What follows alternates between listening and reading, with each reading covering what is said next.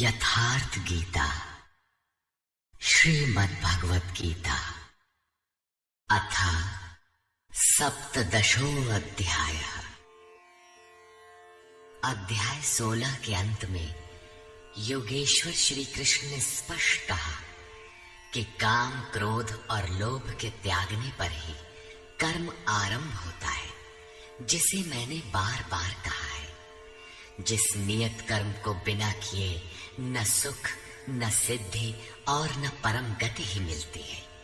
इसलिए अब तुम्हारे लिए कर्तव्य और अकर्तव्य की व्यवस्था में कि क्या करूं क्या न करूं, इसके संबंध में शास्त्र ही प्रमाण है, कोई अन्य शास्त्र नहीं, बल्कि इति गुह्यतमं शास्त्रमिदम्। गीता स्वयं शास्त्र है। अन्य शास्त्र भी हैं, किंतु यहाँ इसी गीता शास्त्र पर दृष्टि रखें, दूसरा न ढूंढने लगे। दूसरी जगह ढूंढेंगे तो ये क्रमबद्धता नहीं मिलेगी, अतः भटक जाएंगे। इस पर अर्जुन ने प्रश्न किया। अर्जुन उवाच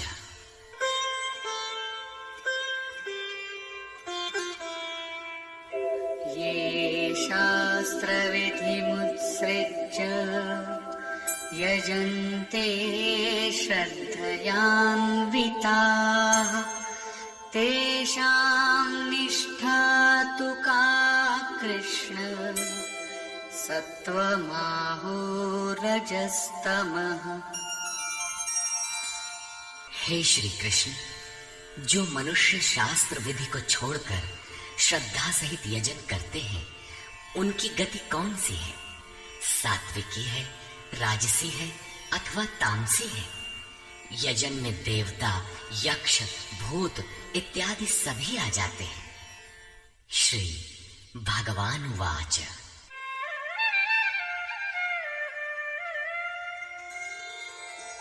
त्रिविधा भवति श्रद्धा देहिनां सा स्वभावजा सात्विकी राजसी चैव तामसी चेति तां शृणु।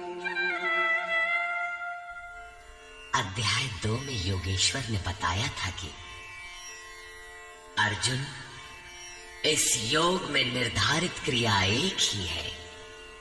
अविवेकियों की बुद्धि अनंत शाखाओं वाली होती है, इसलिए वे अनंत क्रियाओं का विस्तार कर लेते हैं। दिखावटी शोभा युक्त वाणी में उसे व्यक्त भी करते हैं। उनकी वाणी की छाप जिनके चित्त पर पड़ती है अर्जुन, उनकी भी बुद्धि नष्ट हो जाती है, न कि कुछ पाते हैं। ठीक इसी की पुनरावृत्ति यहाँ पर भी है कि जो शास्त्र विधि मुत्सृज्य, शास्त्र विधि को त्याग कर भजते हैं, उनकी श्रद्धा भी 3 प्रकार की होती है। इस पर श्री कृष्ण ने कहा, मनुष्य की आदत से उत्पन्न हुई वो श्रद्धा सात्विकी, राजसी तथा तामसी ऐसे 3 प्रकार की होती है। उसे तुम मुझसे सुन। मनुष्य के हृदय में ये श्रद्धा अविरल है।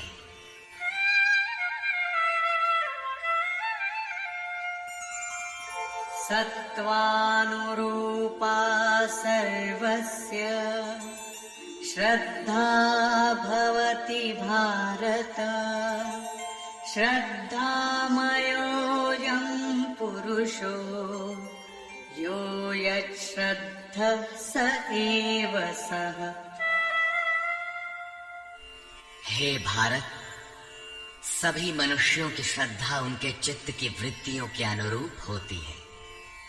ये पुरुष श्रद्धामय है, इसलिए जो पुरुष जैसी श्रद्धा वाला है वो स्वयं भी वही है। प्रायः लोग पूछते हैं, मैं कौन हूं? कोई कहता है मैं तो आत्मा हूं, किंतु नहीं। यहां योगेश्वर श्री कृष्ण कहते हैं कि जैसी श्रद्धा, जैसी वृत्ति, वैसा पुरुष। गीता योग दर्शन है। महर्षि पतंजलि भी योगी थे। उनका योग दर्शन है। योग है क्या? उन्होंने बताया, योगश्चित्त वृत्ति निरोधा, चित्त की वृत्तियों का सर्वथा रुक जाना योग है। किसी ने परिश्रम करके रोक ही लिया तो लाभ क्या है? तदा दृष्टो स्वरूपे वस्थानम, उस समय ये दृष्टा जीवात्मा अपने ही शाश्वत स्वरूप में स्थित हो जाता है। क्या स्थित होने से पूर्व ये मलिन था? पतंजलि कहते हैं, वृत्ति सारूप्य मित्रत्र, दूसरे समय में जैसा वृत्ति का रूप है वैसा ही वो दृष्टा है। यहां योगेश्वर श्री कृष्ण कहते हैं, ये पुरुष श्रद्धामय है, श्रद्धा से ओतप्रोत, कहीं न कहीं श्रद्धा अवश्य होगी, और जैसी श्रद्धा वाला है वो स्वयं भी वही है। जैसी वृत्ति वैसा पुरुष। अब तीनों श्रद्धाओं का विभाजन करते हैं। यजन्ते सात्विका देवान् यक्षरक्षांसि राजसाः प्रेतान् भूतगणांश्चान्ये यजन्ते तामसा जनाः। उनमें से सात्विक पुरुष देवताओं को पूजते हैं, राजसी पुरुष यक्ष और राक्षसों को पूजते हैं, तथा अन्य तामस पुरुष प्रेत और भूतों को पूजते हैं। वे पूजन में अथक परिश्रम भी करते हैं।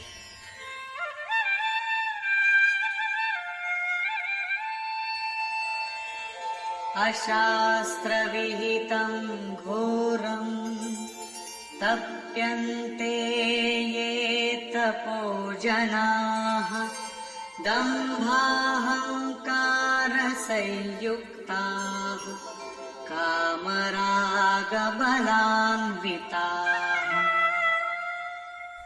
वे मनुष्य शास्त्र विधि से रहित घोर कल्पित अर्थात कल्पित क्रियाएं रचकर तप तपते हैं। दंभ और अहंकार से युक्त, कामना और आसक्ति के बल से बंधे हुए, कर्षयन्तः शरीरस्थं भूतग्राममचेतसः मां चैवान्तः शरीरस्थं तान् विद्यासुरनिश्चयान्। वे शरीर रूप में स्थित भूत समुदाय को और अंतःकरण में स्थित मुझ अंतर्यामी को भी कृश करने वाले हैं, अर्थात दुर्बल करने वाले हैं। आत्मा प्रकृति के दरारों में पड़कर विकारों से दुर्बल और यज्ञ साधनों से सबल होती है। उन अज्ञानियों अर्थात अचेतों को निश्चय हेतु असुर जान, अर्थात वे सब के सब असुर हैं। प्रश्न पूरा हुआ। शास्त्र विधि को त्याग कर भजने वाले सात्विक पुरुष देवताओं को, राजसी पुरुष यक्ष राक्षसों को और तामसी पुरुष भूत प्रेतों को पूजते हैं। केवल पूजते ही नहीं, घोर तप तपते हैं। किंतु अर्जुन, शरीर रूप से भूतों को और अंतर्यामी रूप से स्थित मुझ परमात्मा को दुर्बल करने वाले हैं, मुझसे दूरी पैदा करते हैं, न कि भजते हैं। उनको तू असुर जान, अर्थात देवताओं को पूजने वाले भी असुर ही हैं। इससे अधिक कोई क्या कहेगा? अतः जिसके ये सभी अंश मात्र हैं, उन मूल एक परमात्मा का भजन करें। इस पर परम योगेश्वर श्री कृष्ण ने बारंबार बल दिया है।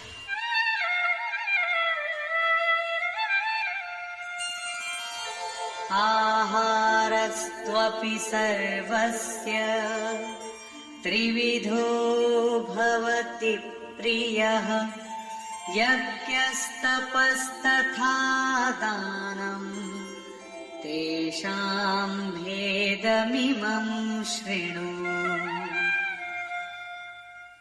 अर्जुन, जैसे श्रद्धा 3 प्रकार की होती है, वैसे ही सबको अपनी अपनी प्रकृति के अनुसार भोजन भी 3 प्रकार का प्रिय होता है। और वैसे ही यज्ञ, तप और दान भी 3-3 प्रकार के होते हैं। उनके भेद को तू मुझसे सुन। पहले प्रस्तुत है आहार। आयुः सत्त्वबलारोग्य सुख प्रीति विवर्धनाः रस्या स्निग्धा स्थिरा हृत्या आहारा सात्विक प्रिया। आयु, बुद्धि, बल, आरोग्य, सुख और प्रीति को बढ़ाने वाले, रस युक्त चिकने और स्थिर रहने वाले तथा स्वभाव से ही हृदय को प्रिय लगने वाले भोज्य पदार्थ सात्विक पुरुष को प्रिय होते हैं। योगेश्वर श्री कृष्ण के अनुसार स्वभाव से हृदय को प्रिय लगने वाला, बल, आरोग्य, बुद्धि और आयु बढ़ाने वाला भोज्य पदार्थ ही सात्विक है। जो भोज्य पदार्थ सात्विक है, वही सात्विक मनुष्य को प्रिय होता है।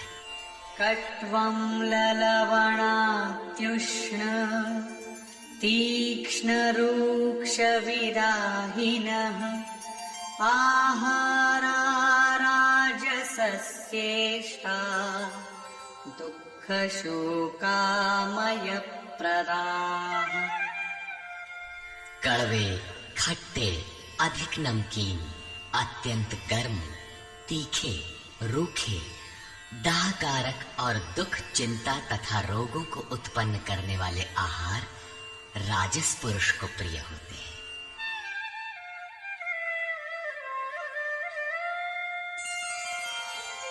यातयामं गतरसं पूतिपर्युषितं च यत् उच्छिष्टमपि चामेध्यं भोजनं तामसप्रियम्।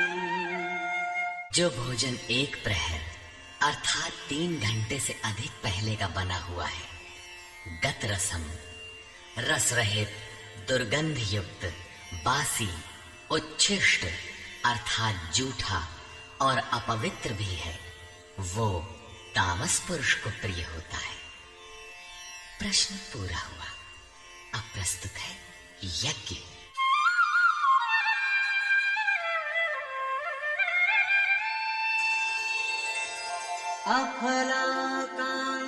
अफलाकाङ्क्षिभिर्यज्ञो विधिदृष्टो यतीज्यते यष्टव्यमेवेति मनः समाधाय स सात्विकः।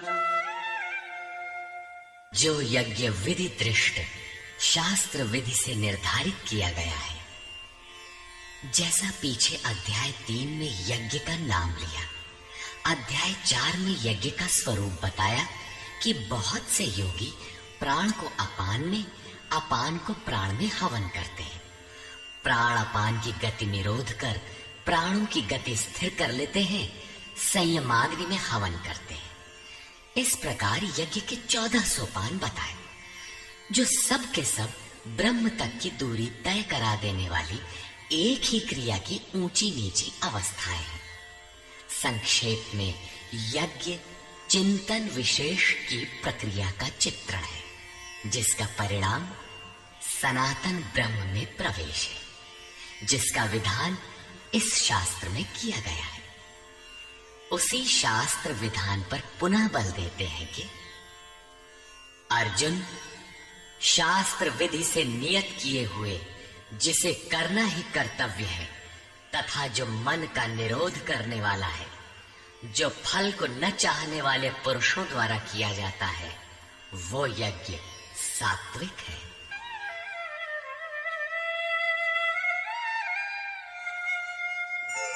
अभिसन्धाय तु फलम् दम्भार्थमपि चैव यत् इज्जते भरतश्रेष्ठ तं यज्ञं विद्धि राजसम्